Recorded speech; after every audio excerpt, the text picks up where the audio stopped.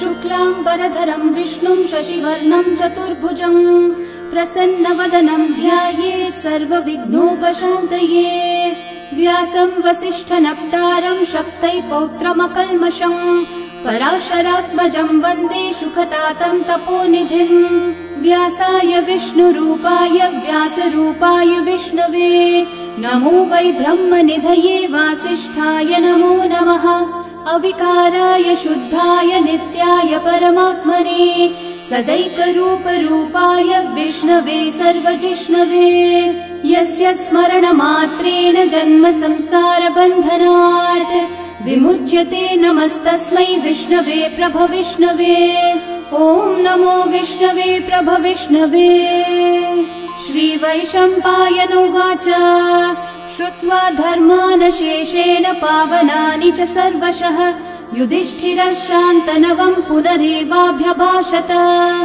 युधिष्ठिर उवाच किमेकं दैवतं लोके किं वाप्येकं परायणं स्तुवन्तः कमर्चन्तः प्राप्नुयुर्मानवा शुभम्। को धर्मः सर्वधर्माणां भवतः परमो मतः किं जपन्मुच्यते जन्तुर्जन्म संसारबन्धनात्। श्रीभीष्म उवाच जगत्प्रभुं देवदेवम् अनन्तं पुरुषोत्तमं स्तुवन्नामः सहस्रेण पुरुषस्तततोत्थितः तमेव चार्चयन् नित्यं भक्त्या पुरुषम् अव्ययम् ध्यायन् स्तुवन्नमस्यं च यजमानस्तमेव च। अनादिनिधनं विष्णुं सर्वलोकमहेश्वरं लोकाध्यक्षं स्तुवन्नित्यं सर्वदुःखातिगो भवेत्। ब्रह्मण्यं सर्वधर्मज्ञं लोकानां कीर्तिवर्धनं लोकनाथं महद्भूतं सर्वभूतभवोद्भवम्। एष मे सर्वधर्माणां धर्मोऽधिकतमो मतः यद्भक्त्या पुण्डरीकाक्षं स्तवैरर्चैर्नरः सदा। परमं यो महत्तेजः परमं यो महत्तपः परमं यो महद्ब्रह्म परमं यः परायणम्। पवित्राणां पवित्रं यो मङ्गलानां च मङ्गलम् देवतं देवतानां च भूतानां यो व्ययः पिता। यतः सर्वाणि भूतानि भवन्त्यादियुगागमे यस्मिंश्च प्रलयं यान्ति पुनरेव युगक्षये। तस्य लोकप्रधानस्य जगन्नाथस्य भूपते विष्णोर्नाम सहस्रं मे शृणु पापभयापहम्। यानि नामानि गौणानि विख्यातानि महात्मनः ऋषिभिः परिगीतानि तानि वक्ष्यामि भूतये। ऋषिर्नाम्नां सहस्रस्य वेदव्यासो महामुनिः छन्दोऽनुष्ठुप् तथा देवो भगवान् देवकीसुतः। अमृतांशोद्भवो बीजं शक्तिर्देवकीनन्दनः त्रिसामा हृदयं तस्य शान्त्यर्थे विनियुज्यते। विष्णुं जिष्णुं महाविष्णुं प्रभविष्णुं महेश्वरम् अनेकरूपदैत्यान्तं नमामि पुरुषोत्तमम्। अस्य श्रीविष्णोर्दिव्यसहस्रनामस्तोत्रमहामन्त्रस्य श्रीवेदव्यासो भगवान् ऋषिः अनुष्ठुप्छन्दः श्रीमहाविष्णुः परमात्मा श्रीमन्नारायणो देवता। अमृतांशोद्भवो भानुरिति बीजम् देवकीनन्दनः सृष्टेति शक्तिः उद्भवक्षोभणो देव इति परमो मन्त्रः। शङ्खबृन्नन्दकी चक्रीति कीलकम् शार्ङ्गधन्वा गदाधर इति अस्त्रम् रथाङ्गपाणिरक्षोभ्य इति नेत्रम् त्रिसामा सामगः सामेति कवचम् आनन्दम् परब्रह्मेति योनिः ऋतुः सुदर्शनः काल इति दिग्बन्धः श्रीविश्वरूप इति ध्यानम्। श्रीमहाविष्णुः प्रीत्यर्थे सहस्रनाम जपे विनियोगः।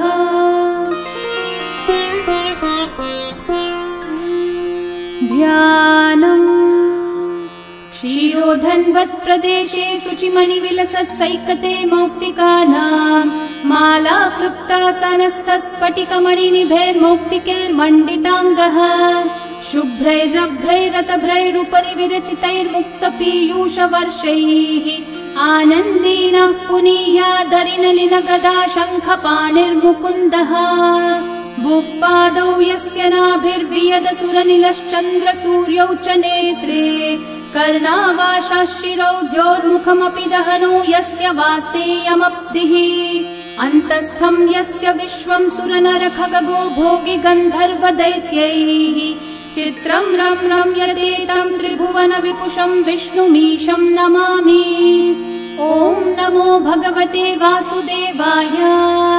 शान्ताकारं भुजगशयनं पद्मनाभं सुरेशं विश्वाधारं गगनसदृशं मेघवर्णं शुभाङ्गम् लक्ष्मीकान्तं कमलनयनं योगिहृद्ध्यानगम्यं वन्दे विष्णुं भवभयहरं सर्वलोकैकनाथम् मेघश्यामं पीतकौशेयवासं श्रीवत्साङ्कं कौस्तुभोद्भासिताङ्गम् पुण्योपेतं पुण्डरीकायताक्षं विष्णुं वन्दे सर्वलोकैकनाथम् नमः समस्तभूतानामादिभूताय भूभृते अनेकरूपरूपाय विष्णवे प्रभविष्णवे सशङ्खचक्रं सकिरीटकुण्डलं सपीतवस्त्रं सरसीरुहेक्षणं सहारवक्षस्थलशोभिकौस्तुभं नमामि विष्णुं शिरसा चतुर्भुजम् छायायां पारिजातस्य हेमसिंहासनोपरि आसीनमं बुधश्याममायताक्षम् अलङ्कृतम् चन्द्राननं चतुर्बाहुं श्रीवत्साङ्कितवक्षसं रुक्मिणी सत्यभामाभ्यां सहितं कृष्णमाश्रये। ॐ विश्वं विष्णुर्वषट्कारो भूतभव्यभवत्प्रभुः भूतकृद्भूतभृद्भावो भूतात्मा भूतभावनः भूतात्मा परमात्मा च मुक्तानां परमागतिः अव्ययः पुरुषः साक्षी क्षेत्रज्ञोऽक्षर एव च योगो योगविदां नेता प्रधानः पुरुषेश्वरः नारसिंहः वपुः श्रीमान् केशवः पुरुषोत्तमः सर्वः शर्वः शिवस्थाणोर्भूतादिर्निधिरव्ययः सम्भवो भावनो भर्ता प्रभवः प्रभुरीश्वरः स्वयंभू शम्भुरादित्यः पुष्कराक्षो महास्वनः अनादिनिधनो धाता विधाता धातुरुत्तमः अप्रमेयो ऋषिकेशः पद्मनाभोऽमरः प्रभुः विश्वकर्मा मनुस्त्वष्टा स्थविष्ठस्थविरो ध्रुवः अग्राह्यः शाश्वतः कृष्णो लोहिताक्षः प्रतर्दनः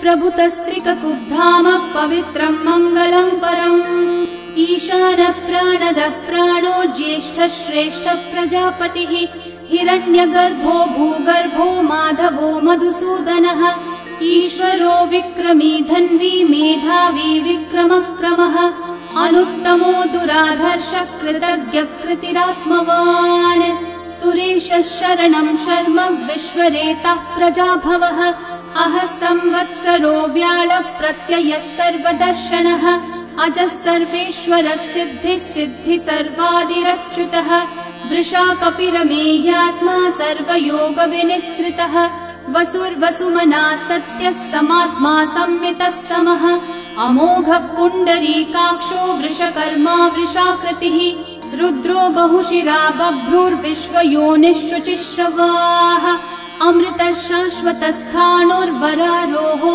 महातपाः सर्वगः सर्वविद्भानो विश्वक्सेनो जनार्दनः वेदो वेदविदव्यङ्गो वेदाङ्गो वेदवित्कविः लोकाध्यक्षः सुराध्यक्षो धर्माध्यक्षः कृताकृतः चतुरात्मा चतुर्व्यूहश्चतुर्दंष्ट्रश्चतुर्भुजः भ्राजिष्णुर्भोजनं भोक्ता सहिष्णुर्जगदादिजः अनघो विजयो जेता विश्वयोनिः पुनर्वसुः उपेन्द्रो वामनः प्रांशुरमोघः शुचिरूर्चितः अतीन्द्रः सङ्ग्रहः सर्गो धृतात्मा नियमो यमः वेद्यो वैद्यः सदा योगी वीरः माधवो मधुः अतीन्द्रियो महामायो महोत्साहो महाबलः महाबुद्धिर्महावीर्यो महाशक्तिर्महाद्युतिः अनिर्देश्य वपुः श्रीमान् अमेयात्मा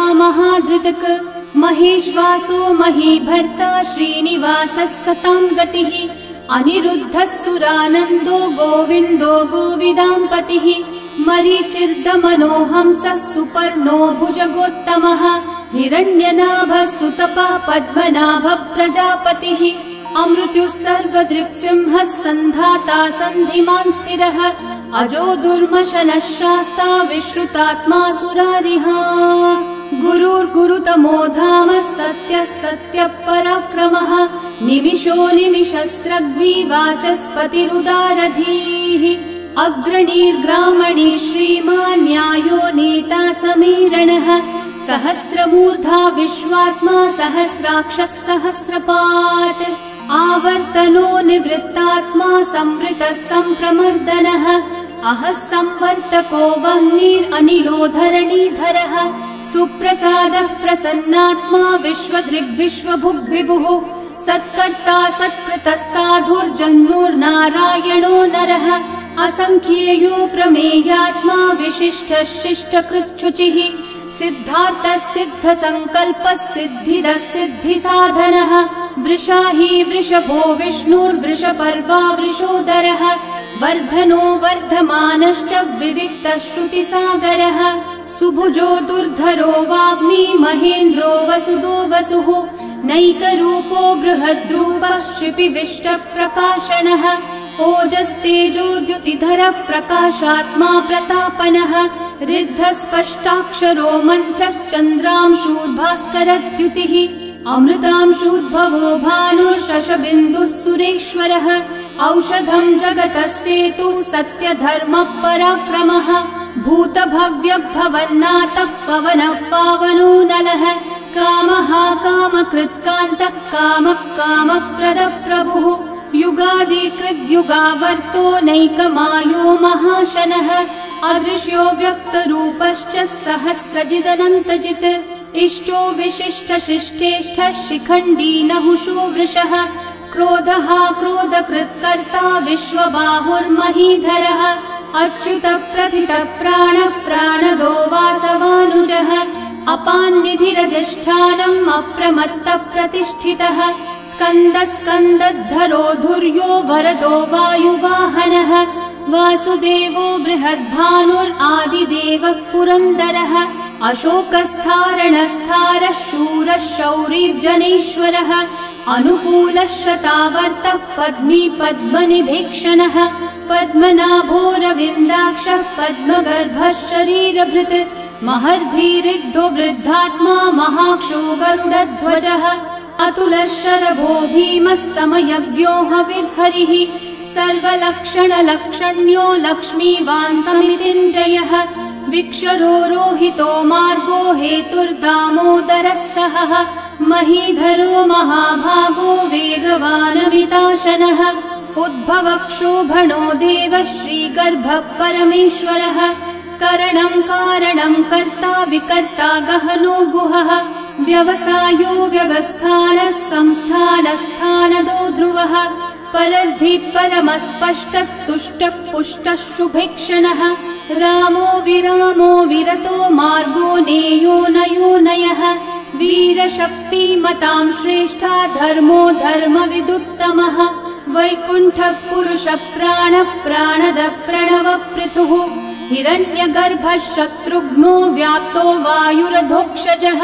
ऋतुः सुदर्शनः कालः परमेष्ठी परिग्रहः उग्रः संवत्सरो दक्षो विश्रामो विश्वदक्षिणः विस्तारस्थावरस्थाणुः प्रमाणम् बीजमव्ययम् अर्थोऽनर्थो महाकोशो महाभोगो महाधनः अनिर्विण्णस्थविष्ठो भूर्धर्मयूपो महामखः नक्षत्रनेमिर्नक्षत्री क्षामः समीहनः यज्ञयुज्यो महेज्यश्च क्रतुः सत्रम् सताङ्गतिः सर्वदर्शी विमुक्तात्मा सर्वज्ञो ज्ञानमुत्तमम् सुहृतः सुमुखः सूक्ष्मः सुघोषः सुखदः सुहृत् मनोहरोजितक्रोधो वीरबाहुर्विदारणः स्वापनः स्ववशो व्यापी नैकात्मा नैककर्मकृत् वत्सरो वत्सलो वत्सी रत्नगर्भो धनेश्वरः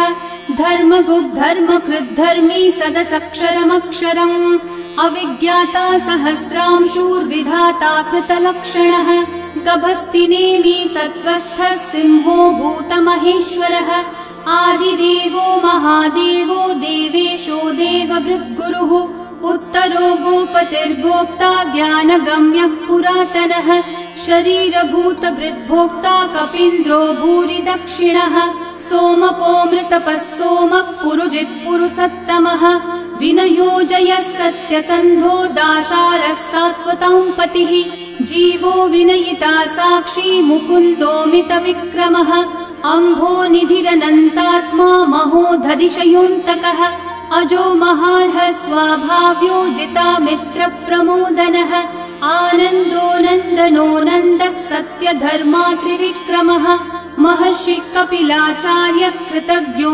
मेदिनीपतिः त्रिपदस्त्रिदशाध्यक्षो महाशृङ्गकृतान्तकृत् महावराहो गोविन्दः सुषेणः कनकाङ्गदी गुह्यो गभीरो गहनो गुप्तश्चक्रगदाधरः वेधास्वाङ्गोचितः कृष्णो दृढसङ्कर्षणोच्युतः वरुणो वारुणो वृक्षः पुष्कराक्षो महामनाः भगवान् भगहानन्दी वनमाली हलायुधः आदित्यो ज्योतिरादित्यः सहिष्णुर्गतिसत्तमः सुधन्वाखण्ड परशुर्दारुणो द्रविणप्रदः दिवस्पृक् सर्वदृग्व्यासो वाचस्पतिरयो निजः त्रिसामासामगः सामन्निर्वाणम् भेषजम्भिषक् सन्न्यासकृच्छमः शान्तो निष्ठा शान्तिपरायणम् शुभाङ्गः शान्तिदः सृष्टा कुमुदः कुवलेशयः गोहितो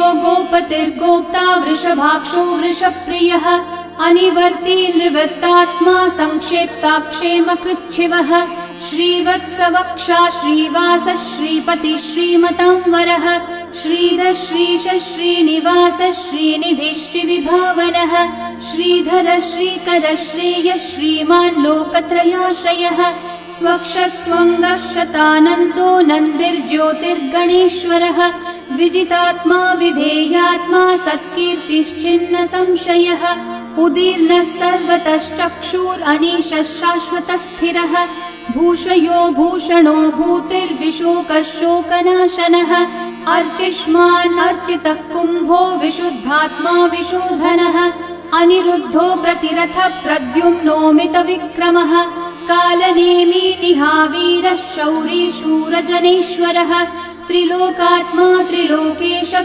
केशवः केशिहा हरिः कामदेवः कामपालः कामिकान्तकृतागमः अनिर्देश्य वपुर्विष्णु वीरोऽनन्तो धनञ्जयः ब्रह्मण्यो ब्रह्मकृद्ब्रह्मा ब्रह्म ब्रह्मविवर्धनः ब्रह्मविद् ब्राह्मणो ब्रह्मी ब्रह्मज्ञो ब्राह्मणप्रियः महाकर्मो महाकर्मा महातेजा महोरगः महाक्रतुर्महायज्वा महायज्ञो महाहविः स्तव्यस्तव प्रियस्तोत्रम् स्तुतिस्तोतारणप्रियः पूर्णपूरयिता पुण्यकीर्तिरणामयः मनोजवस्तीर्थकरो वसुरेता वसुप्रदः वसुप्रदो वासुदेवो वसुर्वसुमनाहविः सद्गति सत्कृति सत्ता सद्भूति सत्परायणः शूरसेनो यदुश्रेष्ठः सन्निवासः सुयामुनः भूता वासो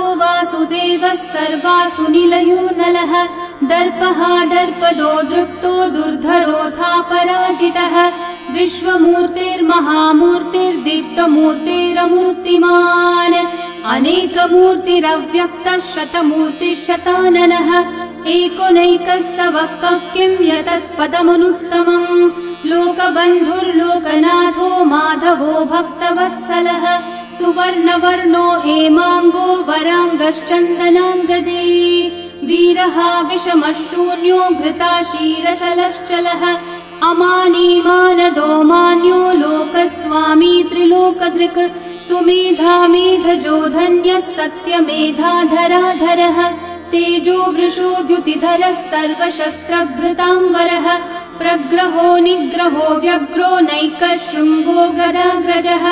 चतुर्मूर्तिश्चतुर्बाहुश्चतुर्व्यूहश्चतुर्गतिः चतुरात्मा चतुर्भावश्चतुर्वेदविदेकपात् समावर्तो निर्वृत्तात्मा दुर्जयो दुरतिक्रमः दुर्लभो दुर्गमो दुर्गो दुरावासो दुरारिहा शुभाङ्गो लोकसारङ्गः सुतन्तुस्तन्तुवर्धनः इन्द्रकर्मा महाकर्मा कृतकर्मा कृतागमः उद्भवः सुन्दर सुन्दो रत्ननाभः सुलोचनः अर्को वाजः नः शृङ्गी जयन्तः सर्वविजयी सुवर्णबिन्दु रक्षोभ्यः सर्ववागीश्वरेश्वरः महाहृदो महागर्तो महाभूतो महानिधिः कुमुदः कुन्दरः कुन्दः पर्जन्यः पावनो निलः अमृताशोऽमृतवपुः सर्वज्ञः सर्वतोमुखः सुलभः सुव्रतः सिद्धः शत्रुजिच्छत्रुतापनः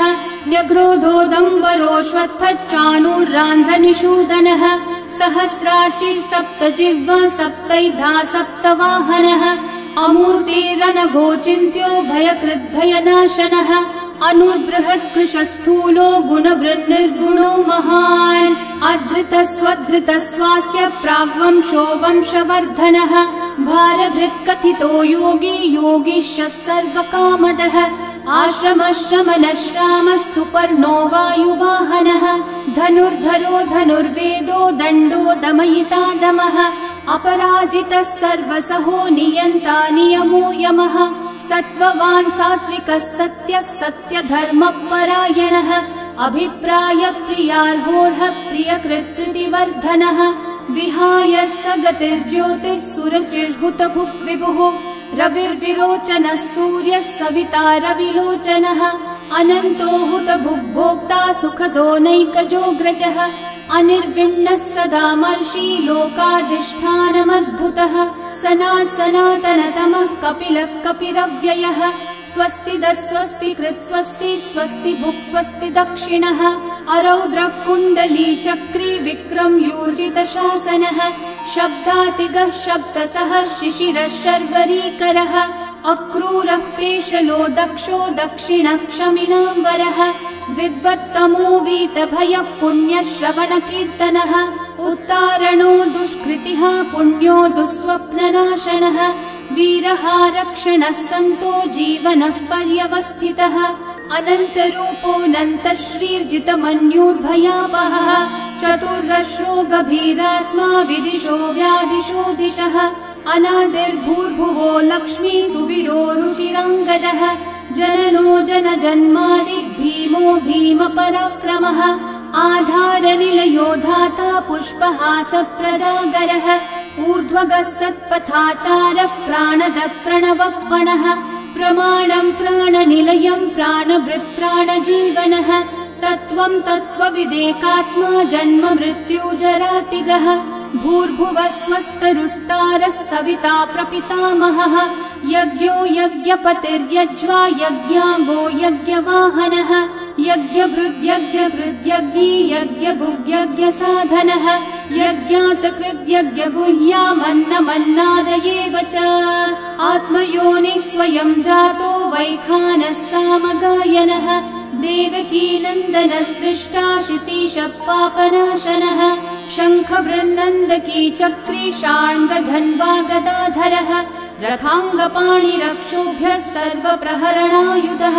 सर्वप्रहरणायुध ॐ नम इति वनमाली गदी शार्ङ्गी शङ्खी चक्री च नन्दकी श्रीमान्नारायणो विष्णुर्वासुदेवोऽभिरक्षतु वनमाली गदी शार्ङ्गी शङ्खी चक्री च नन्दकी श्रीमान्नारायणो विष्णुर्वासुदेवोऽभिरक्षतु वनमाली गदी शार्ङ्गी शङ्खी चक्री च नन्दकी श्रीमान्नारायणो विष्णुर्वासुदेवोऽभिरक्षतु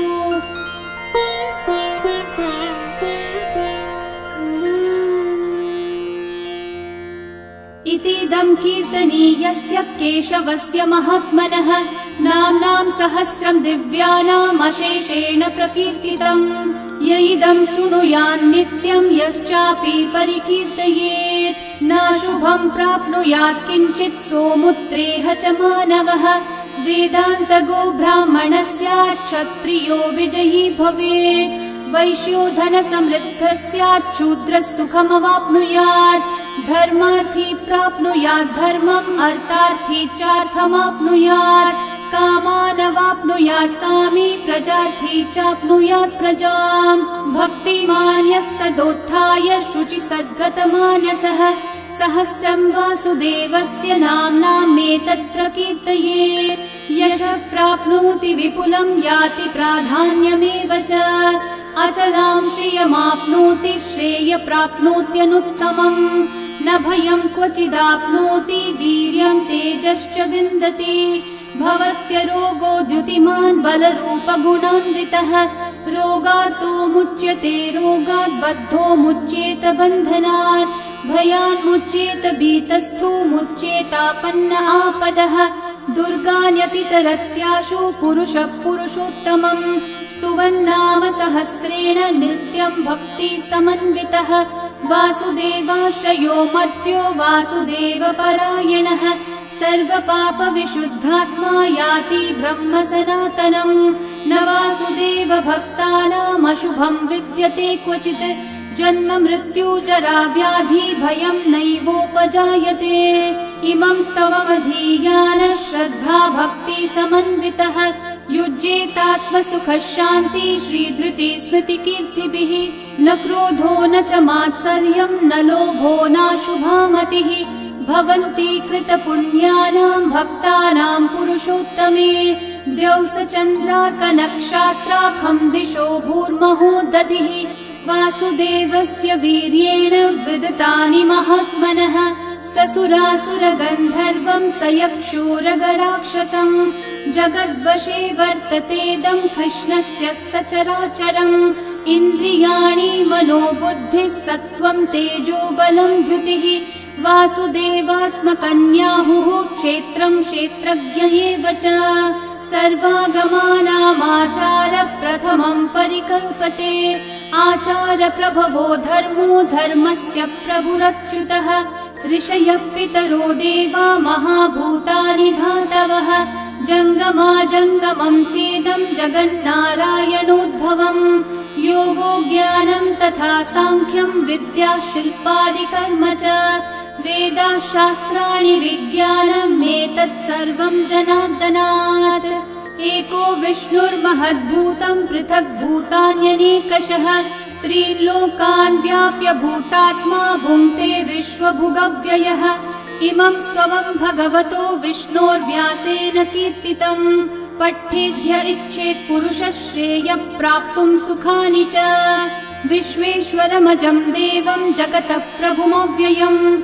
भजन्ति ये पुष्कराक्षं न ते यान्ति पराभवम्। न ते यान्ति पराभवम्। ॐ नमः इति। अर्जुनोवाच पद्मपत्र विशालाक्ष पद्मनाभः सुरोत्तम। भक्तानामनुरक्तानां त्राता भव जनार्दन। श्रीभगवानुवाच यो मां नाम सहस्रेण स्तोतुमिच्छति पाण्डव। सोऽहमेकेन श्लोकेन स्तुत एव न संशयः। स्तुत एव न संशय। ॐ नमः इति।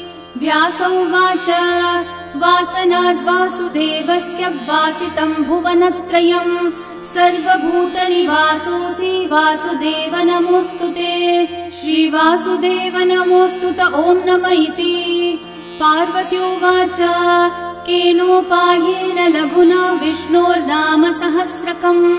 पठ्यते पण्डितेर्नित्यं श्रोतुमिच्छाम्यहं प्रभो। ईश्वरोवाच श्रीराम राम रामेति रमे रामे मनोरमे। सहस्रनाम तत्तुल्यं राम नाम वरानने। श्रीराम राम रामेति रमे रामे मनोरमे। सहस्रनाम तत्तुल्यं राम नाम वरानने। श्रीराम राम रामेति रमे रामे मनोरमे। सहस्रनाम तत्तुल्यं राम नाम वरानने श्रीराम नाम वरानन ॐ नमः इति ब्रह्म उवाच नमोऽस्त्वनन्ताय सहस्रमूर्तये सहस्रपादाक्षि शिरोरुबाहवे सहस्रनाम्ने पुरुषाय शाश्वते सहस्रकोटियुगधारिणे नमः सहस्रकोटियुगधारिण ॐ नमः इति सञ्जय उवाच यत्र योगेश्वरः कृष्णो यत्र पार्थो धनुर्धरः तत्र श्रीर्विजयो भूतिर्ध्रुवा नीतिर्मतिर्मम श्रीभगवानुवाच अनन्याश्चिन्तयन्तो मा ये जनाः पर्युपासते तेषां नित्याभियुक्तानां योगक्षेमं वहाम्यहम् परित्राणाय साधूनां विनाशाय च दुष्कृतां धर्म संस्थापनार्थाय सम्भवामि युगे युगे आर्ता विषण्णा शिथिलाश्च भीता घोरेषु च व्याधिषु वर्तमानाः संकीर्त्य नारायण शब्दमात्रं विमुक्तदुःखा सुखिनो भवन्तु कायेन वाचा मनसेन्द्रियैर्वा